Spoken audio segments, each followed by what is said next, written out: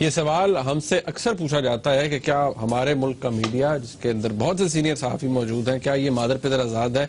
क्या पूरी दुनिया में खुसूसी तौर पर भारत में ऐसी सिचुएशंस पैदा हुई हैं कि जहां पर एक मीडिया हाउस का एक हुकूमती इंटेलिजेंस एजेंसी के साथ कोई इस तरह का तनाज़ा बन गया हो? साहब, पहला सवाल ही मेरा तो आपसे यही है कि जो यहाँ पर हुआ है पिछले 2 महीने के अंदर, एक एडिटोरियल मिस्टेक और उसके बाद फिर इतना जो अब मसला खराब हो गया है, क्या हिंदुस्तान के अंदर खास तौर पर हम बात करें ऐसा हो सकता था? देखिए, 2 इसके पहलू हैं इस सवाल के जवाब में। पहला क्या कि हिंदुस्तान में जो इंटेलिजेंस एजेंसियां हैं उनमें और पाकिस्तान की इंटेलिजेंस एजेंसी में क्या फर्क है, उससे पता चलता है कि रोल क्या हो सकता है एक दूसरे का। दूसरी तरफ कि पाकिस्तान के मीडिया में इंडिया के मीडिया में क्या फर्क है, फिर पता लगेगा कि क्या इस किस्म की सिचुएशन इंडिया में कभी हुई, अगर नहीं हुई हो सकती है या नहीं हो सकती, और अगर नहीं हो सकती क्यों नहीं हो सकती। मतलब सवाल तो सारी यही है। So let's start with intelligence agency. पहली बात तो यह है कि इंडिया के अंदर ISI जैसी कोई इंटेलिजेंस एजेंसी नहीं है। इंडिया के अंदर एक IB है, इंटेलिजेंस ब्यूरो है फेडरल, हमारे यहाँ भी IB है, मगर इंडिया की IB जो है वो actually is a very powerful organisation. इसी तरीके के साथ वहाँ एक इंटेलिजेंस एजेंसी है जिसका ताल्लुक टैक्स कलेक्शन के साथ है। उनकी अपनी एक टैक्स कलेक्टिंग की एक इंटेलिजेंस एजेंसी है, CBR की, और बहुत पावरफुल है। हमारी उस किस्म की यहाँ कोई है ही नहीं इंटेलिजेंस एजेंसी।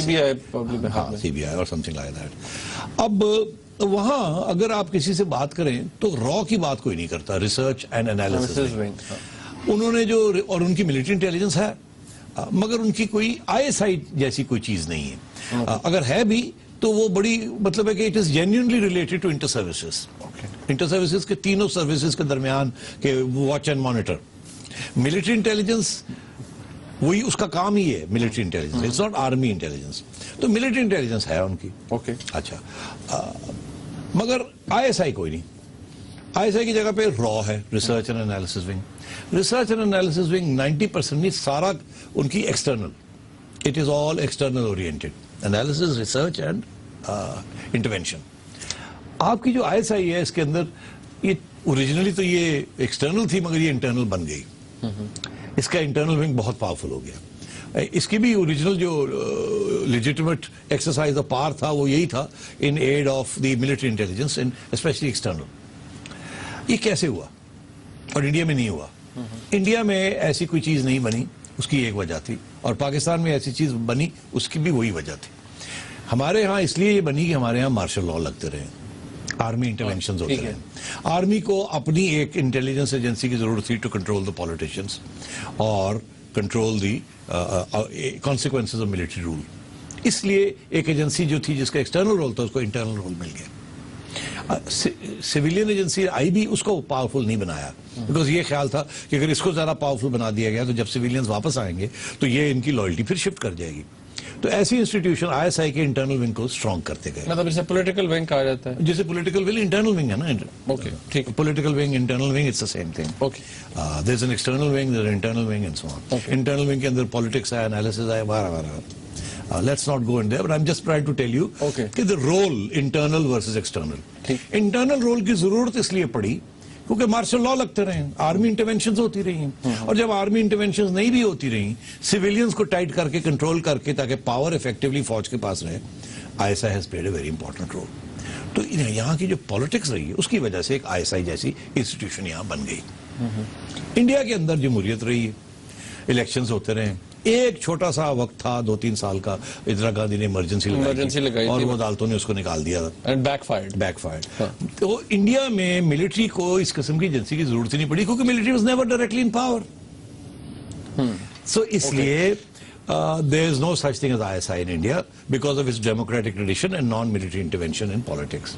हमारे यहाँ ISI because of military interventions, regular military interventions, half आपकी जो independent पाकिस्तान की जो जिंदगी है वो आधी तो military rule के अंदर रही है, और जब military rule नहीं भी था तो military was pulling the strings behind the scenes, और अभी military is pulling the strings आज नजर आ रहा है। नहीं, कल हमने डिस्कस किया ना कि where does the power lie, everybody knows. So that is why ISI को यहाँ अहमियत मिली, बनी अहमियत मिली, और ये अहमियत 80s के बाद हुई। उससे पहले आईएसआई को ब्रिगेडियर लेवल लोग रन करते थे, फिर मेजर जनरल बने, फिर लेफ्टिनेंट जनरल बन गए। मतलब है कि उसके जो सरबराह रहे हैं। तो 80s में under Zia ul Haq, that is the first time when the ISI really began to flex its muscles. General Jilani and then subsequently Akhtar Abdul Rahman and so on and so forth. तो एक तो ये, दूसरा ये कि इंडियन रॉ ने कभी भी कोई foreign adventure, armed foreign adventure नहीं किया। ओके, CIA करती है, MI5 भी करती है, मगर ISI करती है अफगानिस्तान में, इंडिया में जिहाद। रॉ जो है वो डायरेक्टली नहीं करती, रॉ इनडायरेक्टली करती रही है इंटरवेंशंस। तो जब डायरेक्ट इंटरवेंशन होती है, और 80s में आपने देखा billions of dollars came in from Saudi Arabia and CIA, जो कि ISI के जरिए मुजाहिदीन को दिए गए, जिसमें ISI ने अपने लिए भी रख लिए और वो तकड़े होते रहे। जनरल हमीद गुल की जो राइज है, it's related to all that, and और बाकी पैसे आगे। So ISI ended up very powerful external role in the region and very powerful internal role domestically because of the politics of the military. ठीक, India में ऐसी कोई चीज नहीं हुई। तो पहली बात तो ये है कि बिकॉज ऑफ दैट इंडिया में आपका इस किस्म की डिस्कशन ही नहीं हो सकती। यहाँ बिकॉज सिविलियंस के बाद मिलिट्री आती रही, मिलिट्री के बाद सिविलियंस आते रहे, एक पार्टी पहले मिलिट्री रूल के रेजिस्टेंस करती रही, पीपल्स पार्टी, अब नून लीग रेजिस्टेंस कर रही है।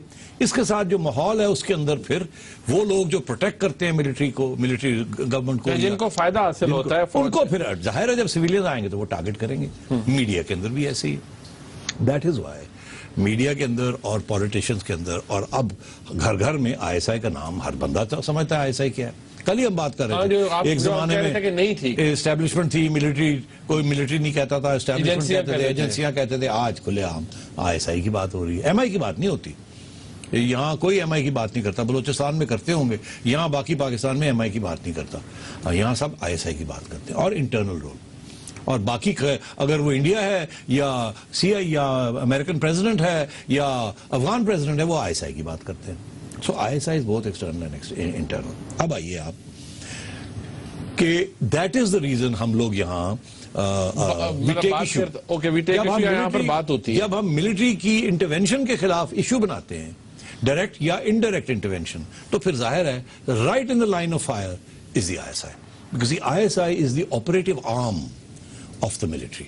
मतलब जैसे कुछ अर्सा पहले जब इलेक्शन से पहले बात होती थी तो यही कहा रहे चौधरी बरादरान शिकायत करते थे जनरल साहब को, जनरल कियानी को, कि जी ये देखे मैसेजेस ISI के लोगों की तरफ से आते रही कि आप PTI में शामिल हो जाए, ये हो जाए। ये तो उन्होंने रिकॉर्ड बातें की। जनरल हमीद गुल खुद कहते हैं कि 1988 PNA उन्होंने बनाई। तो खुद कहते हैं PNA हमने बनाई। चौधरीयों ने इल्जाम लगाया था जनरल पाशा के ऊपर कि आपने PTI बनाई। मतलब इस किस्म की चीजें यहाँ चल रही हैं। तो ये मैं आपको एक्सप्लेन कर रहा था कि यहाँ का माहौल और मिलिट्री इंटरवेंशन की वजह से एक एजेंसी सामने आ गई है, और वो बहुत पावरफुल है और वो हर किस्म की चीजें करती है, और फिर वो टारगेट भी होती है। और ये इसलिए इंडिया में ये चीज नहीं हो सकती जो यहाँ हो रही है। ये तो पहला सवाल का जवाब। ठीक है, and then the question is कि मीडिया में क्या फर्क है, वहाँ का मीडिया और हमारा मीडिया? टाइम है? हाँ, नहीं है। हमारा मीडिया और वहाँ के मीडिया में क्या फर्क है? जब ये दोनों, ये पहला सवाल का जवाब मिल गया, अगले सवाल का जवाब मिलेगा, तो फिर आपको एहसास होगा कि यहाँ कितनी क्रिटिकल सिचुएशन हुई थी। वहाँ के मीडिया और हमारे मीडिया में ये फर्क है कि हमारा मीडिया अंटिल जनरल मुशर्रफ, जब तक मुशर्रफ साहब नहीं आए और इलेक्ट्रॉनिक मीडिया शुरू नहीं हुआ, तो हमारे मीडिया में लोग जो थे वो मीडिया से रिपोर्टर्स बने। आपको पता है जंग ग्रुप सबसे पुराना ग्रुप है और डॉन ग्रुप बहुत पुराना है, और ये मीडिया से ये बने। कोई इधर उधर की इन्वेस्टमेंट्स नहीं थी किसी इंडस्ट्री में या किसी तजारत में या किसी किस्म की चीज नहीं थी। एक मीडिया हाउस बने और मीडिया हाउस में ही रहे, उसी को एक्सपेंड करते गए। ये नहीं कि डॉन ग्रुप ने फिर इंडस्ट्रीज बनानी शुरू कर दी, या मीर साहब ने, खलील रहमान साहब ने जंग जियो छोड़ के और टेक्सटाइल्स या शुगर मिल्स बनानी शुरू कर दी। नहीं, ये मीडिया से अंदर ही रहे। इसी तरीके के साथ बहुत से बाकी जो ग्रुप्स हैं, ये जो लोग उनको चला रहे हैं अब, ये जंग ग्रुप के या डॉन के या जो पुराने थे सिविल एंड मिलिट्री गजेट के या पाकिस्तान टाइम्स के, ये वो लोग हैं जिन्होंने यहाँ अपनी एज रिपोर्टर्स एडिटर्स बने, एडिटर्स से फिर भाग दौड़ करके हुकूमतों के साथ मिलके पॉलिटिक्स खेल के और अपनी फिर जदादें बनाई, जदादें बना के छोटे छोटे अखबार शुरू लॉन्च किए, फिर हुकूमत के एडवर्टीजमेंट पॉलिसी के ऊपर सर्वाइव किए, बिकॉज उसके अलावा और कुछ नहीं था। सरमायादारी तो बहुत स्लो डेवलप हो रही थी, सबसे बड़ा सेक्टर स्टेट का था, सबसे ज्यादा एडवर्टाइजिंग रियासत की थी।